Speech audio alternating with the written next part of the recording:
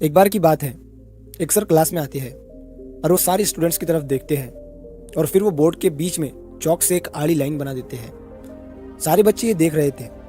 तभी सर बच्चों की तरफ देखकर बच्चों से कहते हैं कि बच्चों, ये जो मैंने बोर्ड पर आड़ी लाइन बनाई है, क्या इस क्लास में कोई ऐसा बच्चा है जो इस लाइन को बिना मिटाई ही छोटी करके बता सके।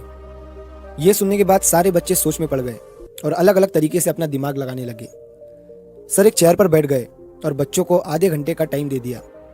अब हर बच्चा बैठे बैठे अपना दिमाग लगा रहा था, लेकिन किसी भी बच्चे को समझ नहीं आ रहा था कि उस लाइन को बिना मिटाई ही छोटी कैसे करें। तभी उन सारे बच्चों में से एक लड़का उठकर आता है और वो बोर्ड के पास आकर खड़ा हो जाता है और वो उस लाइन को देखकर सोचने लग जाता है। सर और सारे बच्चे उस लड़के को देख रहे थे। तभी उस लड़के ने चौक उठाया और उस लाइन के ऊपर उससे बड़ी एक और लाइन बना दी। अब वो लाइन उस दूसरी लाइन के कंपेयर में छोटी हो गई थी। अब कोई भी इंसान उस पहली वाली लाइन को देखकर ये कह सकता था कि वो लाइन छोटी है। इस तरह से उस लड़के ने उस लाइन को बिना मिटाई ही छोटी कर दिया। सर ने उस लड़के की तरफ मुस्कुराते हुए देखा और उसे शाबाशी देते हुए वेरी गुड कहा। लेकिन बाकी बच्चों को समझ नहीं आया था कि सर ने जो लाइन बनाई है उसका मतलब क्या है। तो सारे बच्चों ने सर से उन दो लाइंस का मतलब पूछा।